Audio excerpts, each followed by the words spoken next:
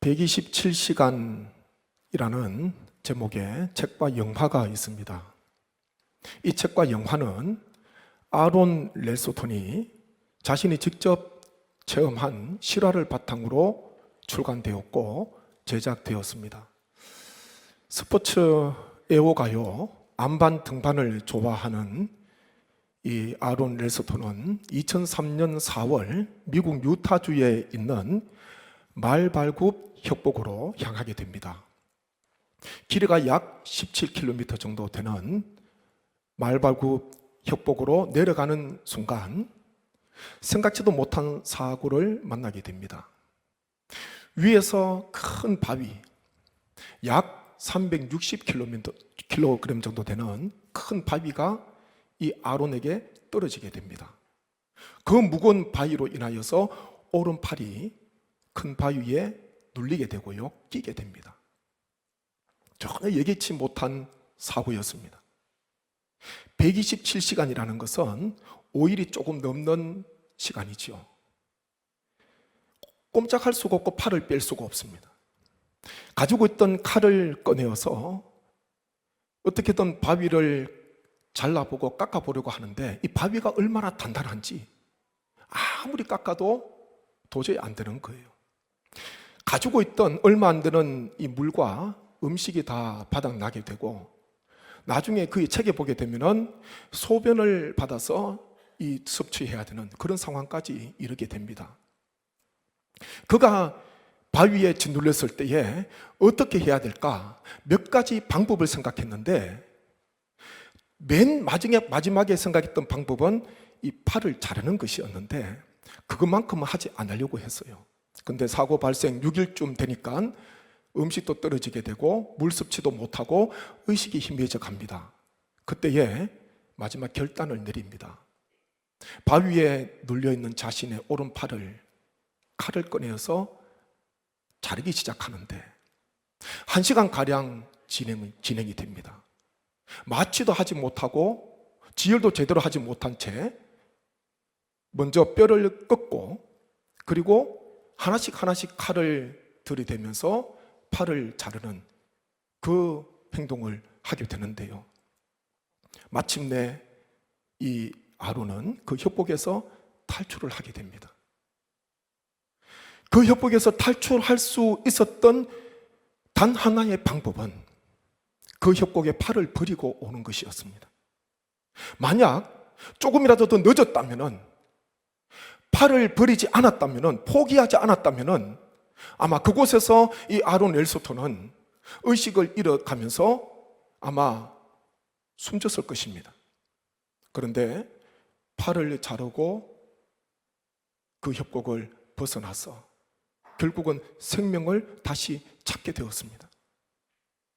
그래서 이 아론이 그곳에 있었던 시간 127시간이었는데요 5일이 조금 넘는 그 시간, 그걸 생각하면서 127시간이라는 책이 출간이 되고 그 실화를 바탕으로 영화가 제작이 되었습니다.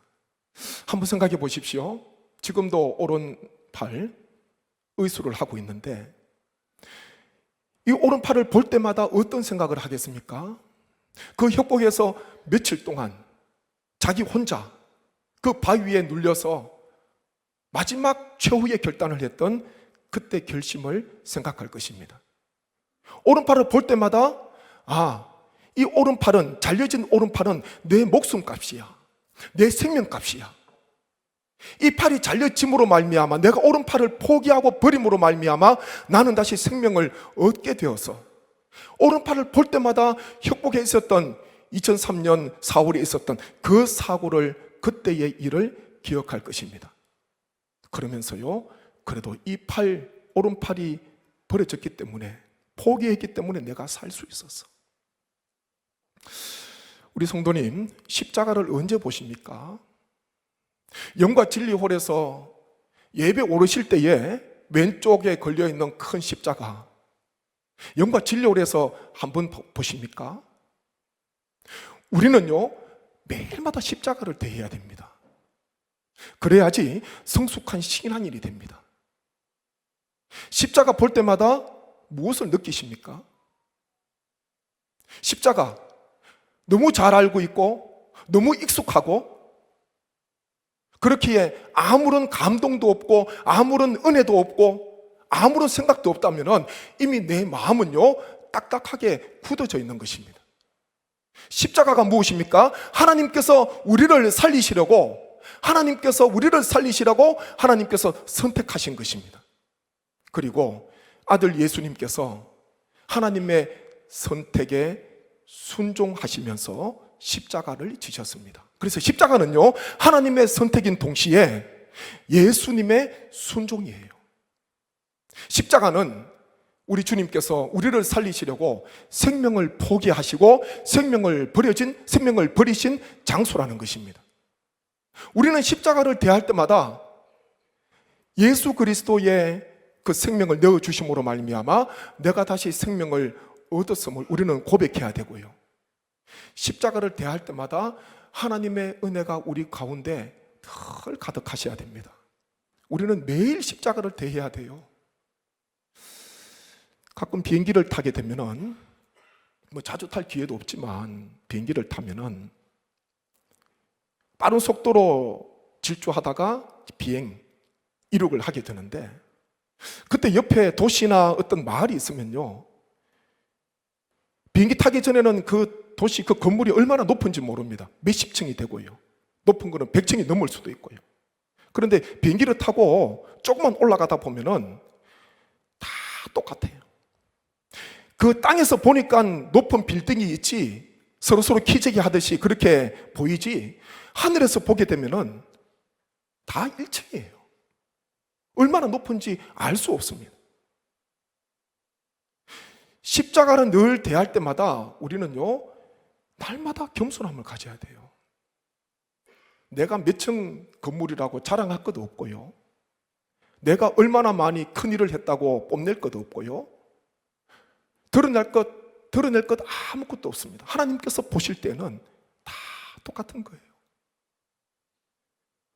우리는 십자가의 이 사랑, 십자가의 은혜를 매일마다 대하셔야 됩니다. 아침에 일어나셔도 십자가 품으시고 기도하시고 그거 품으시면은 용서가 되고요. 허물도 덮어줄 수가 있고 다시 삶을 시작할 수가 있고 아무리 어려운 역경 속에서도 우리 주님께서 나를 살리시려고 십자가 지셨는데 주님께서 십자가의 생명을 지불하시고 나에게 생명이 임하게 되었는데 내가 이렇게 살 수 없지. 내가 이렇게 낙심해서는 안 되지. 우리 하나님께서 나를 향한 계획이 있으시고 나를 향한 하나님의 뜻이 있기 때문에 십자가를 통해서 나를 살려주셨음을 기억하면서 어려움 중에도 우리는 십자가 가운데 날마다 능력을 힘입어서 날마다 하루하루 힘있게 일어서시는 우리 모든 성도님 되시기를 주님의 이름으로 축복합니다. 십자가를 통한 사랑과 은혜 경험하게 되면요 어떤 삶을 살아갑니까? 지난 주일에 말씀을 잠시 나누었습니다. 이 방향이 아닌데 이 길로 가면은 멸망이고 사망인데 그들에게 가서 이 방향이 아니라고 이 길이 아니라고 담대하게 외치고 전하는 삶을 살아야 되는데 그것이 바로 십자가의 길 아닙니까? 그것이 바로 십자가를 따라가는 성도의 삶이라는 것입니다. 만약 이렇게 한번 생각해 보십시오. 오늘 어떤 건물이 오후 3시에 무너지는 것을 내가 알고 있습니다. 오늘 그 건물은 오후 3시에 무너져요. 반드시 무너집니다. 만약 그것을 내가 알고 있다면 어떻게 해야 되겠습니까? 나만 그 건물에 들어가지 않으면 됩니까? 어떻게 해야 될까요? 알려야지요. 오늘 오후 3시에 이 건물이 무너집니다. 오늘 여기에 들어가시면 안 됩니다. 여기 계시는 분들 다 나가십시오. 어떻게든 폐쇄를 하고 어떻게든 건물에 들어가지 못하도록 막아야 됩니다. 나만 안 들어가면 되지. 나만 멀리 있으면 되지. 그것이 아니라는 것입니다. 잘못된 방향으로 가는 사람, 그 방향 그 길이 아니라고 우리는 당당하게 외쳐야 되고요. 불꽃 가운데 고통 중에 있었던 이 부자, 늘 마음속에 그거 잊어버리시면 안 돼요. 얼마나 그 고통이 심한지 손가락 끝에 있는 물 한 방울도 그렇게 간절했습니다. 물 한 방울 찍어서 제 혀를 서늘하게 해주십시오. 그 물 한 방울이 얼마나 간절한지 그만큼 뜨겁고요, 그만큼 고통이라는 거잖아요. 또 하나의 청은 무엇입니까? 아직 이곳을 알지 못하는 밖에 있는, 세상에 있는 5 형제들, 여기 오지 않도록, 나는 이곳에 왔는데 여기 오지 않도록 그 울부짖었던, 간절하게 요청했던, 죽은 나사로 다시 보내서 여기 오지 않도록 해달라고 울부짖었던 그 부자의 그 절규를 우리는 마음속에 늘 품고 있어야 됩니다. 오늘 읽은 말씀에 보게 되면 예수님을 만난 사람 공통적인 모습이 하나 있습니다. 제가 전도에 대한 말씀을 준비하면서 예수님 만난 사람 어떤 공통점이 있는가? 그것은요, 가장 먼저 사람을 찾았다는 거예요. 그게 오늘 읽은 이 본문 가운데 3명 가운데 공통적으로 나타난 모습입니다. 한번 안드레의 모습 한번 보시죠. 요한복음 1장 40절 41절 말씀 같이 읽습니다. 요한의 말을 듣고 예수를 따르는 2 사람 중에 하나는 시몬 베드로의 형제 안드레라. 그가 먼저 자기 형제 시몬을 찾아 말하되 우리가 메시아를 만났다 하고, 메시아는 번역하면 그리스도라. 아멘. 세례 요한의 제자였던 안드레가 예수님을 따르게 되고, 예수님께서 머무시는 곳에 그함으로 말미암아 이분께서, 스승이 말씀하시던 이분께서 메시아라는 것을, 그리스도라는 것을 비로소 깨닫게 됩니다. 그리고 난 뒤에 안드레가 누구를, 어떤 일을 했는가?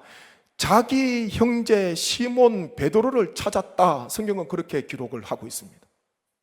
자기 혼자 아는 것으로 끝내지 않고 가장 먼저 한 일은요, 자기 형제 시몬 베드로를 찾았다는 거예요.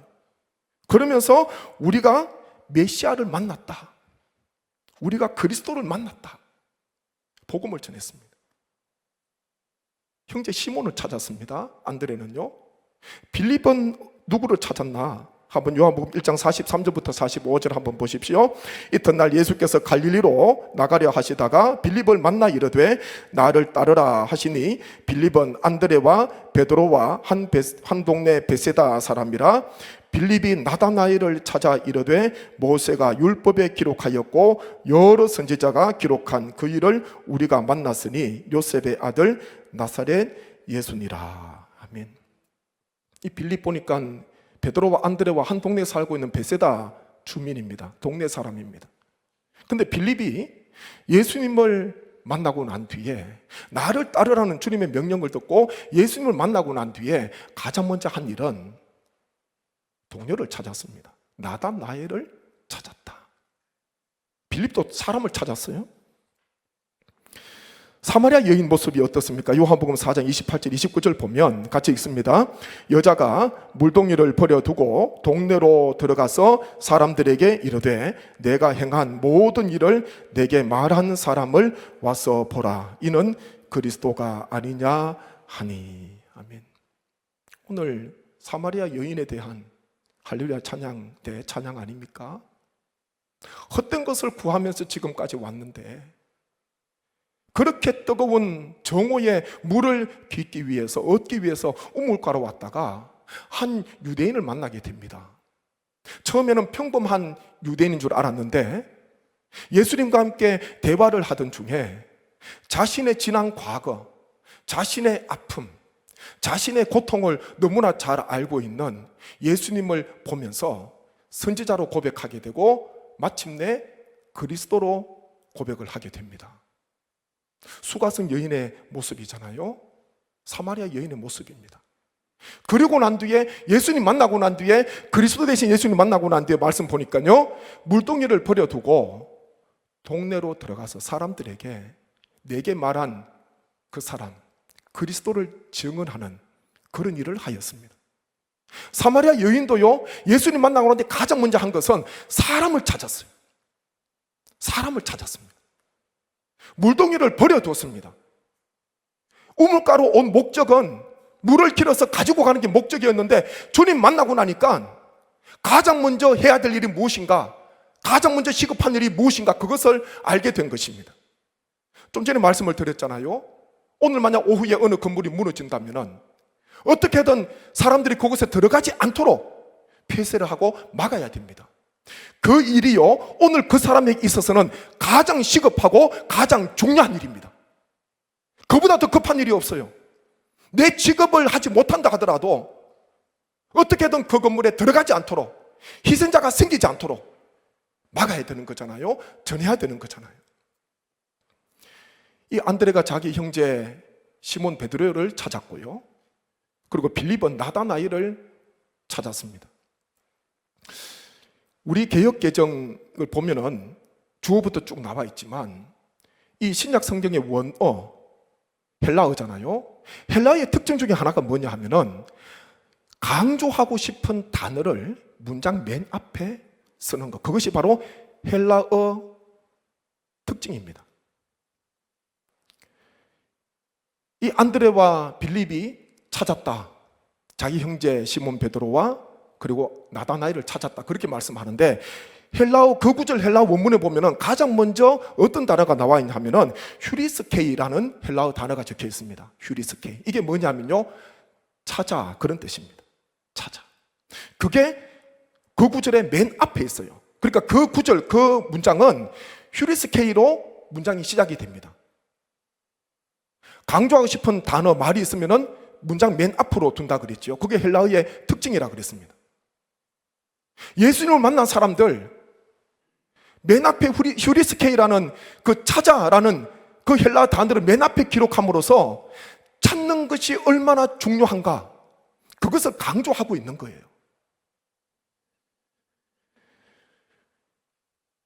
오늘 전도 대상자 작정서를 넣어드렸는데 누군가가 하시겠지. 한 주 동안 물론 일이 바쁘시고 하실 일이 많아서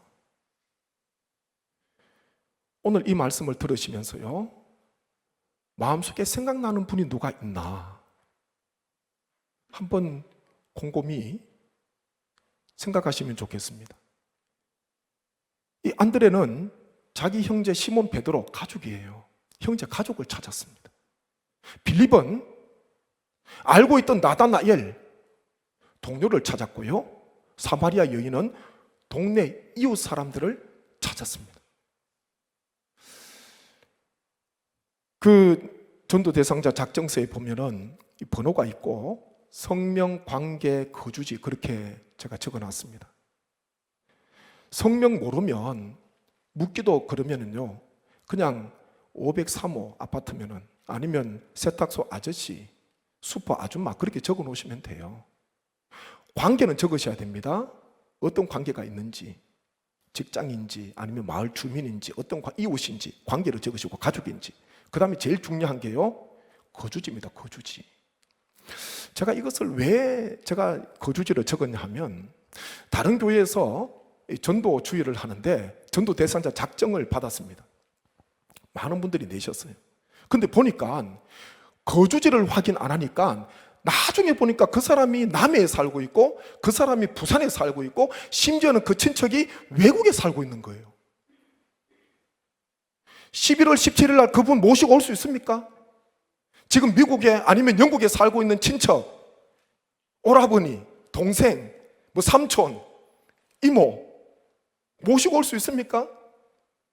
남해에 살고 계시는, 여기 여수에 살고 계시는, 멀리 계시는 분 모시고 올 수 있습니까?